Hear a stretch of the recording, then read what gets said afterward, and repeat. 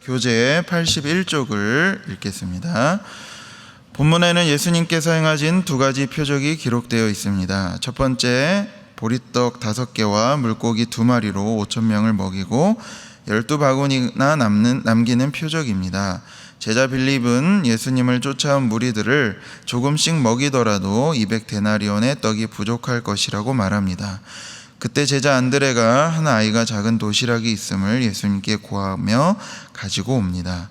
그 도시락으로 예수님은 하늘을 우러러 축사하시고 5,000명을 먹이시고 12바구니에 남는 조각을 거두는 표적을 보이십니다. 이후 자신을 임금으로 삼으려는 무리를 피해서 예수님은 혼자 산으로 피하십니다. 두 번째 표적은 제자들이 탄 배가 큰 바람이 불어 파도를 만났을 때 물 위를 걸어 제자들이 있는 곳으로 걸어오신 표적입니다. 바다 위로 걸어오시는 예수님을 보고 제자들은 두려워하였으나 예수님이심을 알고 기뻐하며 배로 영접합니다.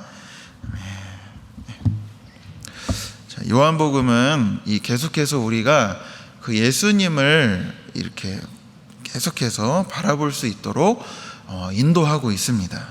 오늘 우리가 읽은 말씀을 통하여 주님이 어떤 분으로 나타나시며 또 우리가 어떻게 함께 기도하면 좋을지를 나누도록 하겠습니다. 먼저 첫 번째는 제게도 하나님을 따를 표적을 보여주시옵소서라는 기도입니다. 예수님은 오늘 말씀에 보니까 이제 갈릴리 바다 건너편으로 가신다고 했습니다.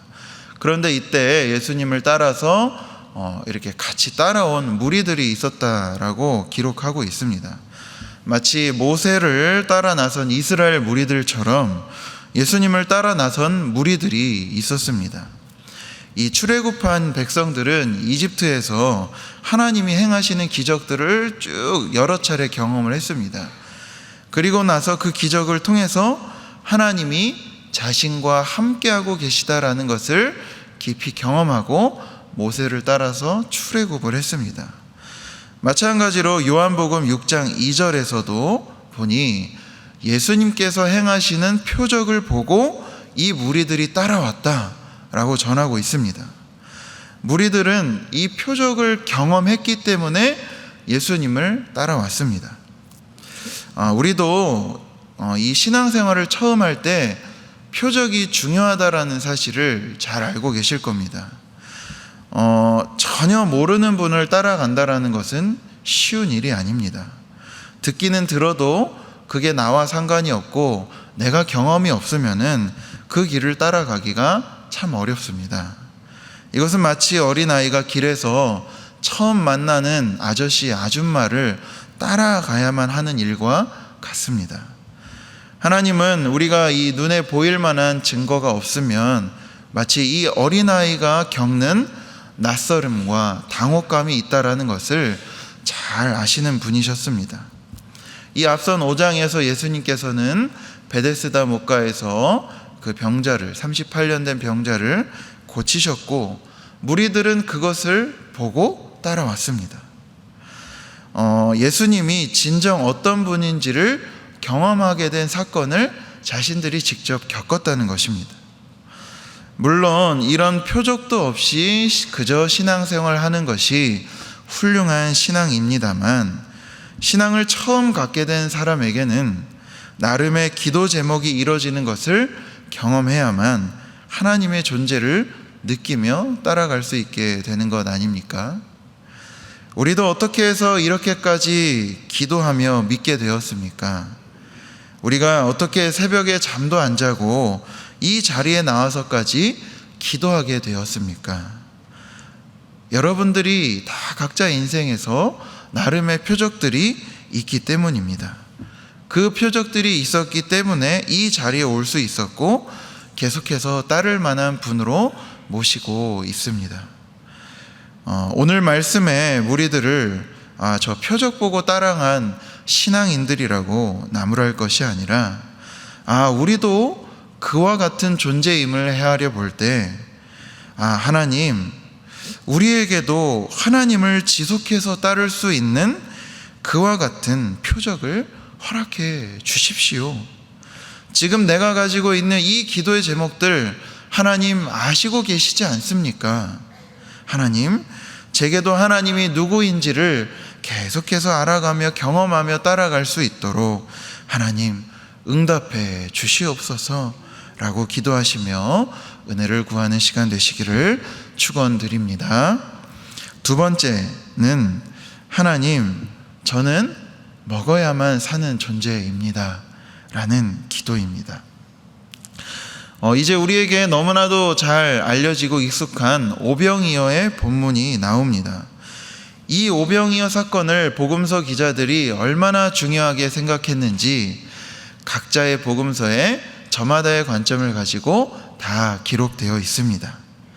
예수님은 유월절 가까운 날에 이 무리들을 보시며 친히 먹이셨다라는 내용을 담고 있습니다.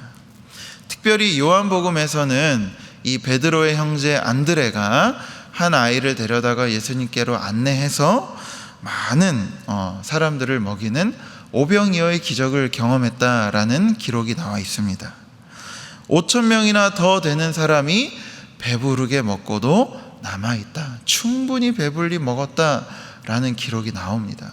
11절 12절에도 보니 그들의 원대로 죽어도 충분히 배불리 먹고 남을 정도로 그렇게 예수님께서 먹이셨다라고 이야기가 나옵니다. 그런데 이 이야기도 가만히 살펴보니 하나님이 이 모세를 통해서 이스라엘 백성들을 광야에서 만나와 메추라기로 먹인 사건을 떠올리게 합니다. 마찬가지로 예수님이 바로 이스라엘을 먹이셨던 그 하나님이시다라는 것을 우리에게 알려주고 있습니다.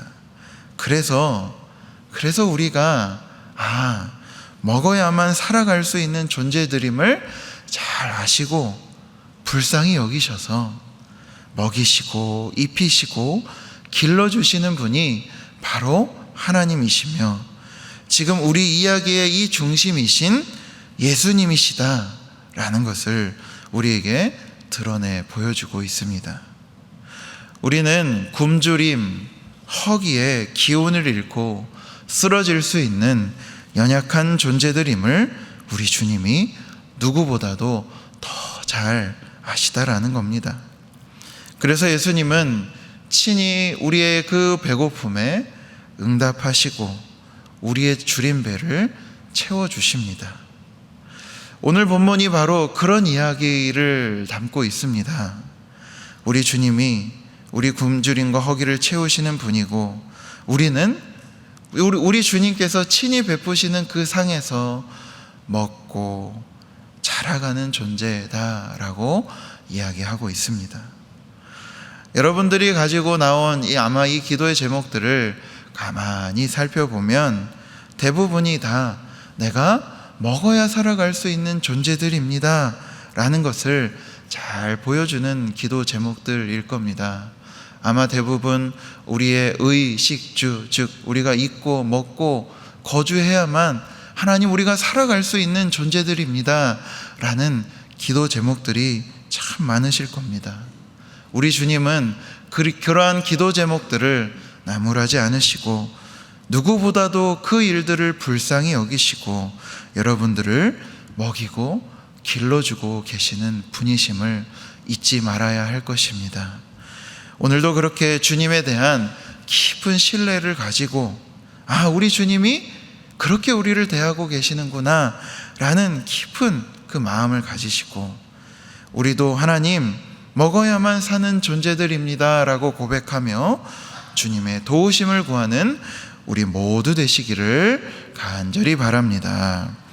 세 번째 기도 제목은 하나님 표적을 뛰어넘는 신앙심을 갖기를 원합니다. 표적을 뛰어넘는 신앙. 이제 저자는 날이 어두워지고 저물어서 배를 타고 가는 제자들의 모습으로 우리를 안내했습니다. 이미 날이 매우 어두워졌고 예수님이 계시지 않았다라고 우리에게 전하고 있습니다. 잘 항해하던 배에 큰 문제가 생겼습니다. 그들이 경험해 보지 못한 큰 바람이 일어 배가 매우 흔들리게 된 겁니다. 파도가 성난 황소처럼 들이닥치고 그들의 목숨을 앗아갈 것 같은 두려움도 마구마구 생겼습니다. 그들이 믿고 따르던 표적은 사라졌습니다. 그 어떤 일도 일어나지 않았습니다. 바람은 계속해서 세차게 불고 배의 흔들림은 멈출 줄을 모릅니다. 기적은 일어나지 않았습니다. 마치 영혼의 어두운 밤이 시작된 것 같습니다. 깊고 깊은 밤이 시작이 돼버린 겁니다. 아무리 외치고 소리쳐 봐도 들리는 소리는 비바람과 무서운 파도 소리뿐입니다. 우리가 신앙생활을 포기하지 않고 계속해서 신앙생활을 하다 보면 마치 이런 깊은 밤을 경험할 때가 있습니다. 밤을 경험하는 것도 무서운데 파도가 치고 바람이 불고 마음을 더욱 낙심하게 만드는 사건들이 줄줄이 연이어 일어납니다. 병이 고쳐지지 않습니다. 떡이 늘어나지도 않고 돈줄이 막히고 관계가 막히는 것 같은 상황이 도무지 해결될 것 같지가 않습니다. 그래서 예배에 나왔는데도 감격이 느껴지질 않습니다. 아무리 소리 지르며 기도해도 그 어떤 음성도 들리지 않습니다. 어딜 가야 하나, 어떻게 해야 하나 도무지 갈피를 잡지 못합니다. 내 정성이 부족했나? 내가 무엇이 부족했나? 더 열심히 해보지만 그러면 그럴수록 내 마음의 깊은 공허와 허무감이 늘어날 뿐인 그럴 때 우리가 할 수 있는 것이 없습니다. 계속해서 표적을 기다려야 합니까? 아닙니다. 우리에게 어두운 밤이 찾아왔을 때 아무것도 들리지도 보이지도 느껴지지도 않을 때 표적을 뛰어넘는 신앙의 도약이 필요할 때구나 라는 사실을 기억하시면 좋겠습니다. 우리가 할 수 있는 것은 거의 없습니다.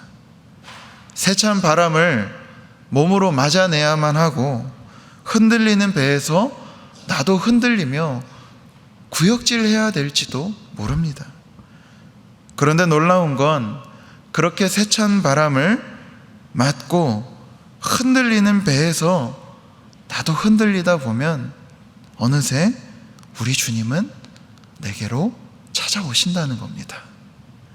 우리 주님이 찾아오시면 그렇게 거칠게 흔들렸던 배도 바람도 멈추어 버립니다. 내 마음의 폭풍도 잠잠해지고 내 인생의 배는 그렇게 유유히 흘러가 어느새 목적지에 다다르게 되는 걸 경험합니다. 그래서 오늘 우리는 이렇게 기도할 수 있습니다.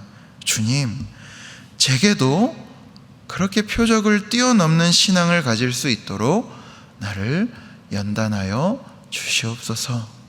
때로는 지금 당장 내가 바라는 대로 상황이 이루어지지 않아서 두렵고 심지어 주님이 오시는 모습조차도 두려워서 유령인 줄 알고 내가 착각할지 몰라도 하나님, 내게 그런 표적이 다 사라지고 느껴지지 않을지라도 내가 세찬 바람을 맞으며 흔들리면서도 주님을 기다리며 표적을 뛰어넘는 신앙인으로 거듭날 수 있도록 하나님 함께하여 주시옵소서라고 기도하시며 여러분들의 신앙이 주님에 대한 주님과의 깊은 교제로 인한 더욱더 깊은 신뢰가 생기기를 주님의 이름으로 축복합니다.